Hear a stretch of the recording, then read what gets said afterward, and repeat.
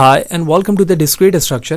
इस सेशन में set identities, generalised union and intersection के कॉन्सेप्ट को समझेंगे। लिहाजा वीडियो फर्दर स्टार्ट करने से पहले बताता चलूँ कि चैप्टर 2 में हम डिफरेंट इंपॉर्टेंट टॉपिक को ऑलरेडी डिस्कस कर चुके हैं कि सेट्स क्या हैं, उनकी टाइप्स क्या हैं, ऑपरेशंस क्या हैं। ये वीडियो थोड़ी सी लॉन्ग ज़रूर होगी। हम यहाँ पर सेट आइडेंटिटीज़ के रूल्स को भी जानेंगे और उसकी एग्जाम्पल भी करके देखेंगे। तो प्रीवियसली तमाम वीडियोज़ मेरे यूट्यूब चैनल पर मौजूद है। आप फाद हुसैन सी से सर्च करने के बाद मेरे यूट्यूब चैनल पर आएंगे, इसके प्लेलिस्ट पर जाओगे जहाँ डिफरेंट डिसिप्लिन्स की वीडियोज़ मौजूद है। विद ईज़ आप इन तमाम को वॉच कर सकते हैं। इसके अलावा इसमें इस्तेमाल होने वाले content related material which mean presentation, slide code, ये तमाम चीज़ें मेरे ब्लॉग fahadhusaincs.blogspot.com पे मौजूद है, जहाँ से आने के बाद तमाम कंटेंट को फ्रीली डाउनलोड करके आप यूज़ कर सकते हैं। तो चैनल पे अगर नए हो, चैनल को सब्सक्राइब नहीं किया तो चैनल को ज़रूर सब्सक्राइब करें ताकि अपकमिंग वीडियोज़ के हवाले से आपको बर वक्त जानकारी मिलती रहे और इसी तरह की नई चीज़ें हम आसानी के साथ सीख सकें। साथ ही साथ आप मेरे ब्लॉग पर भी मुझे फॉलो कर सकते हैं ताकि जब भी कोड अपलोड किया जाए आपको इन्फॉर्मेशन मिलती रहे। तो रोजन की बुक को हम फॉलो कर रहे हैं। चैप्टर 2 के टॉपिक 2.2 पर इस वक्त मौजूद हैं। सेट ऑपरेशन हम ऑलरेडी कर चुके हैं और उसके आगे हमारे पास जो है सेट आइडेंटिटीज का कॉन्सेप्ट है जिसे हम इस वीडियो सेशन पे जानेंगे। तो एज यूजुअल चैप्टर 1 पर हम जब रूल ऑफ इन्फ्रेंस को देख रहे थे या लॉ ऑफ लॉजिक को देख रहे थे तो वहाँ पर इन तमाम नेम्स को हम ऑलरेडी जान चुके हैं in a form of the proposition. तो सेट आइडेंटिटीज में identity law, domination law, idempotent law, complementation, ये सारे नेम ऐसे हैं जो हम ऑलरेडी जान चुके हैं नेम। लेकिन यहाँ पर जो ये रूल्स हैं या लॉज हैं वो हमारे सेट्स पर फुलफिल हो रहे होंगे। तो यही वजह है कि इन सेट्स के फॉर्म में इसे हम सेट आइडेंटिटीज़ कह रहे होते हैं। तो नेक्स्ट कॉन्सेप्ट में जनरलाइज्ड यूनियन एंड इंटरसेक्शन को भी हम इसी वीडियो में जान सकेंगे। तो आइडेंटिटी लॉ क्या कहती है कि जब आप किसी सेट ए और यूनियन सेट के दरमियान इंटरसेक्शन करोगे तो हमेशा आपको ए ओरिजिनल सेट मिलेगा। लेकिन अगर आप ए के साथ यूनियन करो फाई को यानी नल सेट को तो ओरिजिनली आपको ए ही मिलेगा। That's said to be a identity law. I am going to zoom it now. उसके बाद है हमारे पास डोमिनेशन लॉ। डोमिनेशन लॉ क्या कहता है? वो ये कहता है कि अगर आप ए यूनियन सेट्स के दरमियान यूनियन करें तो आपको यूनिवर्सल सेट ही मिलेगा और ए इंटरसेक्शन फाई करें तो आपको फाई वैल्यूज़ मिलेगी क्योंकि कोई भी वैल्यू मैच नहीं कर रही होगी। फाई में कुछ भी नहीं है और ए में कोई वैल्यूज़ होगी, मैच नहीं होगी वैल्यूज़। आइडेम्पोर्टेंट लॉ कहता है कि अगर ए और ए के दरमियान यूनियन किया तो ए ही मिलेगा और इंटरसेक्शन भी किया जाए तो आपको ए ही मिलेगा। कॉम्प्लीमेंटेशन लॉ क्या कहता है कि अगर एक कॉम्प्लीमेंट मौजूद है किसी सेट पर और आप दोबारा से कॉम्प्लीमेंट करें तो वो ए ही रिटर्न कर देगा। सेम एग्जाम्पल नेगेशन की थी, अगर आपको याद हो तो अगर किसी सेट पे इस तरह से एक नेगेशन हो और उसके बाद दोबारा नेगेशन कर दिया जाए तो वो आपको ओरिजिनली क्यू ही रिटर्न कर देता था। तो same is a complement here. Cumulative law, A union B है तो मैं से बी यूनियन ए लिख सकता हूँ या ए इंटरसेक्शन बी है तो मैं बी इंटरसेक्शन लिख सकता हूँ। वेरी सिंपल, इसमें रूल की कोई समझने की हमें वही नहीं है। आप ए यूनियन बी करें या बी यूनियन ए करें, अंडरस्टूड है कि हम वहाँ पे असेंडिंग ऑर्डर में चीज़ों को लिख रहे होते हैं। और इंटरसेक्शन में अंडरस्टूड है कि दोनों सेट में मैच होनी चाहिए। आप किसी सेट को पहले ले आओ या बाद में ले आओ, बोथ आर सेम। एसोसिएटिव के अंदर हमें यहाँ पे समझना होगा। एसोसिएटिव क्या कहता है? कहता है कि अगर बी यूनियन सी आपके पास मौजूद है और उसके बाद उसके रिजल्ट को ए यूनियन रिजल्ट के साथ किया जाएगा तो आप उसे A union B union C भी लिख सकते हो। और जो चीज़ यूनियन के साथ थी अगर वो इंटरसेक्शन में हो तो उसे इंटरसेक्शन के फॉर्म पर रहते हुए भी वेरिएबल को एक्सचेंज किया जा सकता है। That is said to be associative rule और लॉ। डिस्ट्रीब्यूटिव लॉ कहता है कि जिस तरह से हमने एसोसिएटिव देखा, एसोसिएटिव में ब्रैकेट वैल्यूज़ चेंज नहीं हो रही थी लेकिन यहाँ पर ब्रैकेट वैल्यूज़ चेंज होती है। यूनियन और इंटरसेक्शन के साथ है तो हम यूनियन में अलग अलग सेपरेट करके बीच में इंटरसेक्शन यूज़ कर सकते हैं और अगर इंटरसेक्शन बाहर है तो हम inside of the separate body union इस्तेमाल कर सकते हैं। ठीक है, अगर आप इसे ट्रूथ टेबल से भी सॉल्व करना चाहें तो आप इसे सॉल्व कर सकेंगे। ठीक है, डिमॉर्गन्स क्या कहता है कि ए इंटरसेक्शन बी बार मौजूद है तो मैं यूनियन की जगह इंटरसेक्शन और इंटरसेक्शन की जगह यूनियन लिखकर सेपरेट बार लगा दूंगा। वेरी सिंपल और वेल नोन। ठीक है, डिमॉर्गन्स हमारे पास सेट आइडेंटिटीज में और साथ ही साथ हम रूल ऑफ इन्फ्रेंस में भी इसे देख चुके हैं। The second last is absorption law.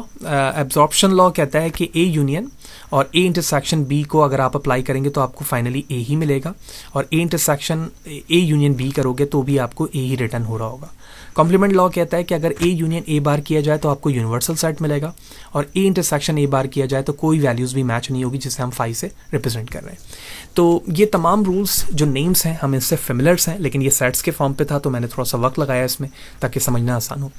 आप इसको अगर प्रूफ करना चाहें तो ट्रूथ वैल्यू से भी कर सकते हैं लेकिन इसकी ट्रूथ रूल्स को अभी हम इस सेशन पे जान ही जाएंगे। अब हम बात करते हैं मेथड ऑफ आइडेंटिटी प्रूफ, यानी इसे प्रूफ करने का क्या तरीका हो सकता है। अगर हमें क्वेश्चंस के फॉर्म पे दिया जाए तो हम इन रूल्स को इस्तेमाल करते हुए कैसे प्रूफ करेंगे। लेकिन उससे पहले हमें यह समझना है कि 3 तरीके होते हैं किसी भी एक्सप्रेशन को सेट के फॉर्म पर अगर आप प्रूव करने जा रहे हैं तो 3 तरीकों से आप उसे प्रूव कर सकते हैं। The first one, prove that each set side by the identity is a subset of the other. यानी सेट ऑफ आइडेंटिटीज को आप इस्तेमाल करेंगे इस बेस पे कि एक सेट जो है वो किसी दूसरे सेट का सबसेट है। इसी फॉर्म पर हम आगे जाते रहेंगे और चीज़ों को सॉल्व करते जाएंगे। यानी अबव जो एक्सप्रेशन है वो किसी और सेट का सबसेट है, फिर वो किसी और सेट का सबसेट है, एंड सो ऑन। इस तरह से प्रोसेस चलता रहेगा और लेफ्ट हैंड साइड को हम राइट हैंड साइड के बराबर ला सकेंगे। नेक्स्ट वन, बाय यूजिंग अ सेट बिल्डर नोटेशन और प्रोपोजिशनल लॉजिक, इन दोनों के जरिए से भी आप अपने एक्सप्रेशन को प्रूव कर सकते हैं, लेफ्ट हैंड साइड को राइट हैंड साइड के बराबर ला सकते हैं। And the third one is a membership table that is equivalent to the truth table, you can say, ठीक है। So in which verify that element in the same combination of the set always either belong or don't belongs to the same side of the identity। यानी आप दोनों sides को देख रहे हैं कि वो आइडेंटिटी के साइड बाय साइड मैच कर रहे हैं या नहीं। Use 1 to indicate it is in a set, यानी 1 के जरिए से आप रिप्रेजेंट करेंगे कि सेट पे मौजूद है, और 0 से आप रिप्रेजेंट करेंगे कि वो सेट पे मौजूद नहीं है। ये 3 तरीके होंगे। सबसे पहले तरीके की तरफ हम जा रहे हैं कि side of the identity is the subset of the others. इसके जरिए से हम प्रूव करेंगे। तो हमारे पास एक क्वेश्चन है जिसमें बताया जा रहा है कि ए यूनियन है और बी इंटरसेक्शन सी है। इस पे होल पर बार मौजूद है और हमें इसे प्रूव करके C bar union B bar intersection of A bar के बराबर लाना है। तो हमने सबसे पहले लेफ्ट हैंड साइड लिया यहाँ पर, ठीक है, और लेफ्ट हैंड साइड लेने के बाद सबसे पहले मैं इसमें डिमॉर्गन्स अप्लाई करूंगा। और अभी हम डिमॉर्गन्स पे ये चीज़ देख चुके हैं कि अगर होल पे बार हो तो हम ब्रेक करके साइन को चेंज करते हुए लिखेंगे। तो अगर आप इस कंप्लीट बार को देखें तो एक सेपरेट बार एरिया ये हो जाएगा और एक सेपरेट एरिया ये हो जाएगा। ये यूनियन है, इसकी जगह इंटरसेक्शन लिखा और सेपरेट बार कर दिया, तो ये हो गया फर्स्ट डिमॉर्गन्स लॉ। अब अगर आप इस ब्रैकेट के अंदर देखो इस पार्ट में, तो मैं इसे भी ब्रेक कर सकता हूँ डिमॉर्गन्स में। तो ये इंटरसेक्शन है, यूनियन लिखा, बी बार और सी बार कर दिया, दैट्स इट, ठीक है। अब अगर आप इस फॉर्म को देखो, इस फॉर्म को, ये वाले जो फाइनल रिजल्ट आया, तो ये हमारा आ रहा है क्यूमुलेटिव लॉ के बराबर। तो क्यूमुलेटिव लॉ के मुताबिक आप अपने ब्रैकेट की वैल्यूज को एक्सचेंज कर सकते हो, ठीक है। यानी बी यूनियन सी की जगह आप उसको पहले ला सकते हो और ए को बाद में ले जा सकते हो। तो मैंने क्यूमुलेटिव लॉ के जरिए क्या किया कि इस पार्ट को मैं यहाँ ले गया और इस पार्ट को यहाँ ले गया, और इंटरसेक्शन अपनी जगह वैसे से मौजूद है। तो क्यूमुलेटिव लॉ किया इंटरसेक्शन पे। अब जब क्यूमुलेटिव लॉ इस पे अप्लाई हो गया तो अब हमें यूनियन के लिए क्यूमुलेटिव लॉ इस्तेमाल करना है। यानी जो काम मैं सेपरेट बॉडी के लिए कर रहा था, अब मैं इस बॉडी के अंदर कर सकता हूँ। देखो यूनियन मौजूद है, यूनियन सी की जगह बी, बी की जगह सी ले गया, बराबर है। रिजल्ट यहाँ देख चुके हैं हम क्यूमुलेटिव पे कि भाई अगर मैं वैल्यूज को ए यूनियन बी को बी यूनियन ए लिख दूं, कोई मसला नहीं, आंसर में सेम रहेगा, ठीक है। जैसे ही मैंने इस तरह से इसे एक्सचेंज किया तो फाइनली ये वही वैल्यूज हमें प्रोड्यूस करके दे दिया जो हमारे पास यहाँ मौजूद है, एंड हेंस प्रूव दैट। तो bye using a set of the identities and subsets हम क्या कर रहे हैं, अपने एक्सप्रेशन अबव को ब्रेक करते जा रहे हैं और उस राइट हैंड साइड के बराबर लेकर आ रहे हैं जो क्वेश्चन में मौजूद था। वेरी सिंपल, हमने बुकिश यहाँ पर एग्जाम्पल देखी। अब आते हैं हम अपने prove by the second De Morgan's law की तरफ कि अगर हमें डिमॉर्गन्स के क्वेश्चंस दिए जाएं और उसे कहा जाए कि सेट ऑफ द आइडेंटिटीज के जरिए से इसे सॉल्व करें तो कैसे करेंगे। I am going to zoom it now first. देखिए क्वेश्चन हमारे पास जो है वो है ए इंटरसेक्शन बी और बार है, और कहा जा रहा है कि that will be the subset of A bar union B bar, ठीक है।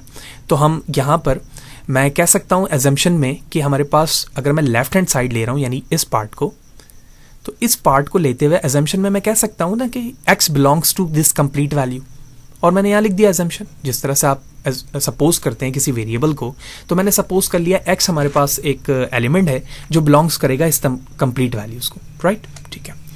अब हमारे पास ये बन गया फर्स्ट पार्ट, यानी फर्स्ट एक्सप्रेशन बन गई। अब कॉम्प्लीमेंट के मुताबिक अगर मैं कॉम्प्लीमेंट अप्लाई करूं तो कॉम्प्लीमेंट में क्या होगा, x not belongs to A intersection B, और बार हटा दिया मैंने based on the complement law. अगर आप देखें यहाँ पर तो कॉम्प्लीमेंट लॉ के मुताबिक यही होता है कि आप बार हटा दें तो यहाँ पर देखें यूनियन आ गया, फाई आ गया। तो मैंने यहाँ पर यही किया कि कॉम्प्लीमेंट लॉ के मुताबिक बार को मैंने हटा दिया और यहाँ पर नॉट बिलोंग्स टू कर दिया। क्यों, देखो अगर मैं इसे कह रहा हूं कि ये इससे बिलोंग कर रही है और मैं यहां से बाहर हटा दूं तो यकीनी तौर पे ये इससे बिलोंग नहीं करेगी। तो पॉइंट नंबर 2 पे मैंने यहां लिख दिया डेफिनेशन ऑफ द कॉम्प्लीमेंट के मुताबिक that's not belongs to, right. अब डेफिनेशन ऑफ द इंटरसेक्शन क्या कहता है, इंटरसेक्शन ये कहता है कि अगर मैं इस वैल्यूज को सेपरेट करूं और उससे सेपरेट करूं तो इसके दरमियान इंटरसेक्शन है। तो इंटरसेक्शन में क्या होता है, दोनों का मैच होना जरूरी होता है। तो इंटरसेक्शन की जगह क्या मैं एंड लिख सकता हूं, मैंने लिख दिया। तो ए बिलोंग्स टू ए के लिए मैंने कहा x बिलोंग्स टू ए और b बिलोंग्स टू b। क्योंकि ये नॉट बिलोंग का स्टेटमेंट था तो मैंने यहाँ पे क्या लगा दिया, नेगेशन लगा दिया। और अभी हमने डेफिनेशन पे देखा कि हम सेट ऑफ रूल्स में आइडेंटिटीज इस्तेमाल करेंगे उसे ब्रेक करने के लिए, वही मैं कर रहा हूँ यहाँ पर। तो मैंने यहाँ लिख दिया थर्ड, राइट। अब अगर मैं डिमॉर्गन्स लॉ के मुताबिक बात करूं, जो रूल ऑफ इन्फ्रेंस में या लॉ ऑफ लॉजिक में हम इस्तेमाल करते थे, ये कंप्लीट बॉडी इससे मल्टीप्लाई हो रही है इस बार से। तो अगर मैं डिमॉर्गन्स अप्लाई करूं तो ये बॉडी क्या होगी, इनसाइड पर आ जाएगी, यानी ये बॉडी, ये नेगेशन इससे भी मल्टीप्लाई होगा और इससे भी मल्टीप्लाई होगा, और ये जो एंड का साइन है वो और में कन्वर्ट हो जाएगा। ठीक है, देखो ये और में कन्वर्ट हुआ, ये नेगेशन यहाँ पर भी आ गया और यहाँ पर भी आ गया, तो ये हमारा हो गया फोर्थ स्टेप। और यहाँ मैंने मेंशन कर दिया कि first De Morgan's law for the prepositional logic के मुताबिक इस्तेमाल किया। अब नेगेशन जब इस पे अप्लाई किया जाएगा तो जो बिलोंग्स टू है वो नॉट बिलोंग्स टू में कन्वर्ट हो जाएगा। देखो नेगेशन में यही होता है, पॉजिटिव नेगेटिव या नेगेटिव पॉजिटिव हो जाते हैं। तो ये x बिलोंग्स टू a था, मैंने यहाँ पे नेगेशन को क्रॉस किया, यहाँ पे भी किया, साइन आ गया, तो ये हो गया fifth step, definition of the negation. अब डेफिनेशन ऑफ द कॉम्प्लीमेंट क्या कहता है, दोबारा से नॉट बिलोंग्स को मैं पॉजिटिव बना सकता हूँ, कैसे करके, a पर बार कर दूं। तो मैंने ओरिजिनली यही किया था ना, बार हटाकर मैंने नॉट किया था, तो बार लगा के बिलोंग्स कर सकता हूँ। देखो दोनों में मैंने बार लगा दिया और बिलोंग्स कर दिया, तो डेफिनेशन ऑफ कॉम्प्लीमेंट 6 पर हो गया। एंड द लास्ट वन 7 पर, जैसे ही आप इसको ज्वाइन करेंगे, क्योंकि यहाँ पर क्या है, और साइन है, तो और साइन यहाँ पर किससे लिखा जाएगा, यूनियन पे। तो based on the definition of union मैंने यहाँ लिख दिया x belongs to a bar union b bar, and that is equal to this one, and that shows that which will the equivalent for the right hand side. So that is approved by the second De Morgan's law using the approach of the side of identities subset of the others। ठीक है, second अगर आप देखें तो second पर हमारे पास अगर आप एग्जांपल देखें तो हमारे पास क्या है, a bar union b bar subset of the a intersection b whole बार।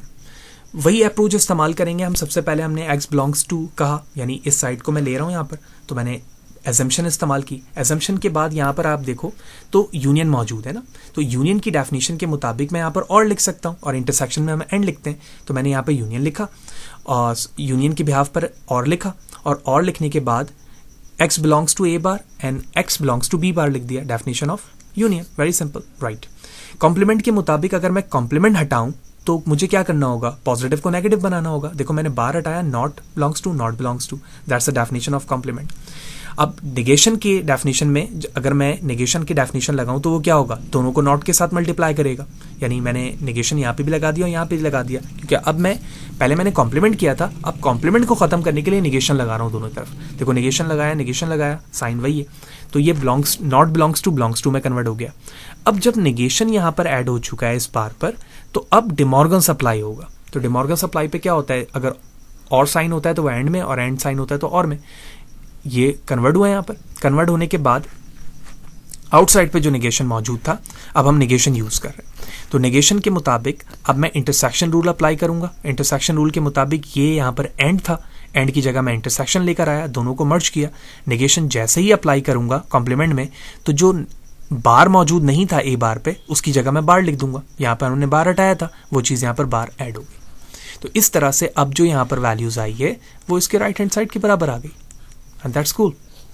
इस तरह से हमने देखा कि prove of the second De Morgan's law में अगर स्टेटमेंट दी जाती है तो हम उसे सेट ऑफ सबसेट्स के रूल के मुताबिक किस तरह से सॉल्व कर सकते हैं। थोड़ी सी ट्रिकी चीज़ें हैं, अगर आप इसको दोबारा से इसकी प्रैक्टिस करें, वीडियो को बार बार देखें ताकि चीज़ें समझना आसान हो, क्योंकि मैं इन्हीं रूल्स को अप्लाई कर रहा हूँ जो मैंने यहाँ पर बताया है, राइट। ओके, सेकंड है हमारे पास सेट बिल्डर नोटेशन और the prepositional logic. Set builder notation का क्या मतलब होता है कि आप सेट की रिप्रेजेंटेशन किस तरह से कर रहे होते हैं, ठीक है। अगर हमारे पास एक क्वेश्चन है जिसमें कहा जा रहा है कि आपके पास इस तरह से लिखा हुआ है A bar intersection B equal to A union B bar, right. इस तरह से क्वेश्चन दिया गया, जिस तरह अभी हमने डिमॉर्गन्स देखा, सेकंड डिमॉर्गन्स। अब इसी क्वेश्चन को मैं किससे सॉल्व कर रहा हूँ, सेट बिल्डर नोटेशन से। तो सेट बिल्डर नोटेशन या फिर आप इसमें प्रोपोजिशनल लॉजिक इस्तेमाल करेंगे। तो मैंने लेफ्ट हैंड साइड लिया यानी LHS। अब मैंने फर्स्ट कहा इस बेस पे डेफिनेशन हमारी क्या होगी, इस बेस पे डेफिनेशन ये होगी कि x बिलोंग करता है, x कोई वैल्यू है such that x belongs to a intersection b, और डेफिनेशन ऑफ द कॉम्प्लीमेंट मैंने यहाँ पर इस्तेमाल किया क्योंकि ये इंटरसेक्शन है, यहाँ पर फर्स्ट रूल अप्लाई कर दिया। अब by the definition doesn't belongs टेम्बल, अगर मैं डजंट बिलोंग्स टेम्बल यानी नेगेशन इस्तेमाल करूं तो इस चीज चेंज कर सकता हूँ, यानी नॉट इसको मैं जब मैं निगेशन लगाऊंगा तो ये नॉट साइन चला जाएगा, मैंने निगेशन लगाया यहाँ पर, तो ये जो नॉट बिलोंग्स साइन था वो बिलोंग में कन्वर्ट हो गया, बाकी तमाम वैल्यूज वैसी ही रही। अब जब मैं इंटरसेक्शन की डेफिनेशन इसमें इस्तेमाल करूंगा, क्योंकि यहाँ पर इंटरसेक्शन भी मौजूद है, तो इंटरसेक्शन की जगह पर अभी मैं प्रीवियस एग्जांपल में बता चुका हूँ कि इंटरसेक्शन में हम एंड लेते हैं और यूनियन में और ले रहे होते हैं। देखो मैंने यूनियन अप्लाई किया, अब ये वैल्यू कंप्लीट मल्टीप्लाई हो रही थी इससे, तो x बिलोंग्स टू a हो गया और x बिलोंग्स टू b हो गया, और इन दोनों के दरमियान एंड आ गया, निगेशन अपनी जगह मौजूद है, तो ये इंटरसेक्शन की डेफिनेशन हो गई। अब इस निगेशन की वजह से मैं डिमॉर्गन्स अप्लाई कर दूंगा, तो डिमॉर्गन्स में क्या होता है, एंड और में और एंड में कन्वर्ट हो जाता है। यहाँ पर क्या मौजूद था, एंड, वो और में आ गया, निगेशन से दोनों मल्टीप्लाई हो गए। अब नॉट बिलोंग्स टू का जो साइन था, यानी निगेशन जब इन साइड पर आएगा, मल्टीप्लाई होगा, तो ये जो साइन है वो किस में कन्वर्ट हो जाएगा, नॉट में, ये भी नॉट में। देखो यहाँ पे यही अप्लाई किया है, तो मैंने मेंशन भी किया था by the definition not belongs to symbol. अब कॉम्प्लीमेंट की डेफिनेशन अगर मैं इसमें इस्तेमाल करूं ये नॉट बिलोंग्स को खत्म करने के लिए, तो जैसे ही मैं ए पे बार लगाऊंगा तो वो क्या हो जाएगा, बिलोंग्स टू हो जाएगा, राइट। तो दोनों में देखो मैंने बार लगाया, बिलोंग्स टू हट गया, यहाँ पे नॉट बिलोंग्स टू में कन्वर्ट हो गया। And bye the definition of the union, अब यहाँ पर कौन सा साइन है, और किसे कन्वर्ट करता है, यूनियन को कन्वर्ट करता है, एंड इंटरसेक्शन को। जैसे लगाया दोनों चीजें सेपरेट थी, मर्ज होकर आ गई, और जैसे ये चीज मर्ज हुई प्रूव्ड हो गया ये साइड, और इस तरह से हम ये साइड प्रूव कर चुके हैं। And that is said to be a set builder notation to proved set identities by using a definition. And the last thing is a membership table. Membership table is a proper example of the truth table, जिसमें हम 1 0 को इस्तेमाल करते हैं। 1 का मतलब है set में वैल्यू मौजूद है, और 0 का मतलब है सेट में वैल्यूज मौजूद नहीं है। क्वेश्चन हमें दिया गया है A intersection B union C is equal to A union B, A intersection B union A intersection C। इस चीज को हमें प्रूव करना है, और ये सेट आइडेंटिटी का एक रूल है। कितने कॉमन यूनिक वेरिएबल हैं, ABC लिखा मैंने, तो यहाँ पर मैं लूंगा 2 की पावर 0, यहाँ लूंगा 2 की पावर 1, और यहाँ लूंगा 2 की power 2 as usual based on the definition of law of logic, या सेट ऑफ जो रूल्स हम देख रहे होते हैं वहाँ पर लॉ ऑफ लॉजिक के मुताबिक वो लिखा मैंने। सबसे पहले जो हमारे पास पार्ट है वो B यूनियन C है, तो B यूनियन C में तमाम वैल्यूज यूनियन में क्या होगी, मैच्ड होंगी, और वो मैंने यहाँ पे लिख दिया, ठीक है। तो यूनियन में वैल्यूज तरतीब से उतर जाती हैं, तो तमाम वैल्यूज तरतीब से यहाँ पर उतार दी गई। अब अगर आप देखो तो B यूनियन C का मतलब ये है कि ये B और ये रहा C, ठीक है। जहां जहां वैल्यूज एक भी 1 है तो वहां पर मैं लिख रहा हूं, और जहां पर दोनों वैल्यू 0 है वहां पर 0 ही लिखा जाएगा, ठीक है। अब इस रिजल्ट को इंटरसेक्शन किया जा रहा है A के साथ, तो ये रहा A, इसके साथ इंटरसेक्ट करेंगे, तो 1 1 1 1 1 1 1 0। इंटरसेक्शन में क्या होगा, दोनों का 1 होना जरूरी है। यहाँ पर 1 मौजूद था लेकिन यहाँ 0 है, तो यही वजह है यहाँ पे 0 लिखा गया, एंड सो ऑन। अब A इंटरसेक्शन B मालूम करूंगा, जैसे मैंने यूनियन मालूम किया, इंटरसेक्शन में दोनों का सेम होना यानी 1 होना जरूरी है। फिर A इंटरसेक्शन C मालूम किया, तीनों वैल्यूज आ गई, तो A इंटरसेक्शन B और A इंटरसेक्शन C, इन दोनों के दरमियान क्या इस्तेमाल कर रहा हूँ, यूनियन की तमाम वैल्यूज आई और ये इसकी वैल्यूज आ गई। तो अभी हम देख चुके हैं कि कब 1 और कब 0 लिखा जाएगा, ये इसकी प्रूवमेंट वैल्यू आ गई। तो जैसे ये प्रूवमेंट वैल्यू आ गई, इसका मतलब ये हुआ कि आप इस सेट को लेफ्ट हैंड साइड को देखें या राइट हैंड साइड को देखें, दोनों की ट्रुथ वैल्यूज जो है वो सेम आ रही है। Hence prove that right hand side is equivalent या equal to left hand side. तो ये 3 तरीके थे साइड आइडेंटिटीज में जो हमने अभी तक देखे। And the last thing is here कि जनरलाइज यूनियन एंड इंटरसेक्शन क्या है। देखो, जनरलाइज का मतलब ये है कि किसी चीज को जर्नल मैनर पे लिखना।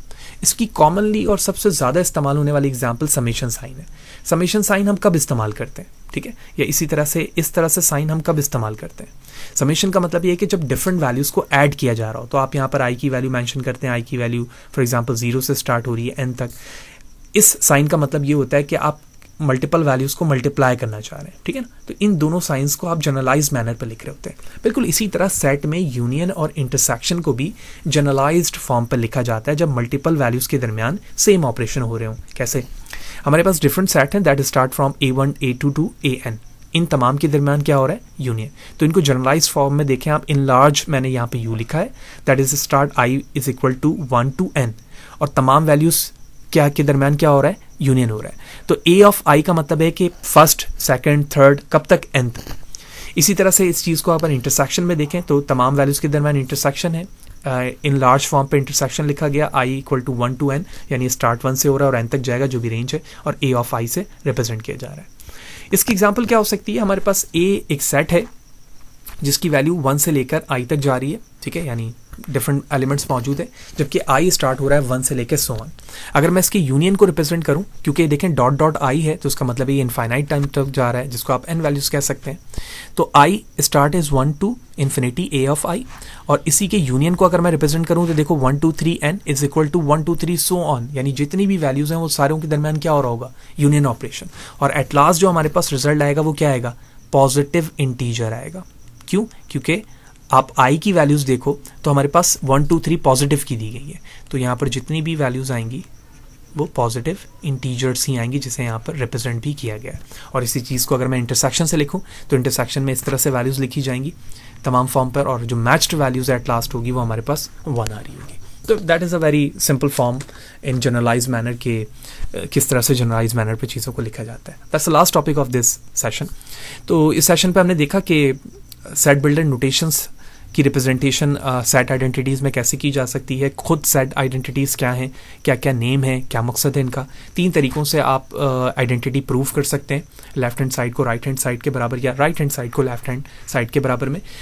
सबसे पहले सबसेट्स, जिसको हम साइड ऑफ आइडेंटिटी कह रहे थे, फिर हमने सेट बिल्डर नोटेशन देखा, और एट लास्ट हमने मेंबरशिप टेबल देखी।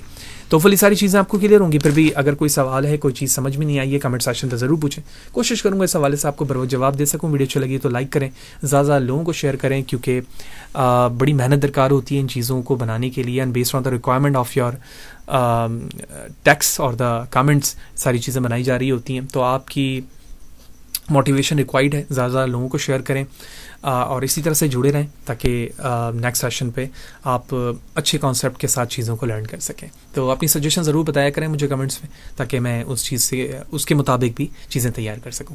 नेक्स्ट सेशन में मिलते हैं, सी यू देयर।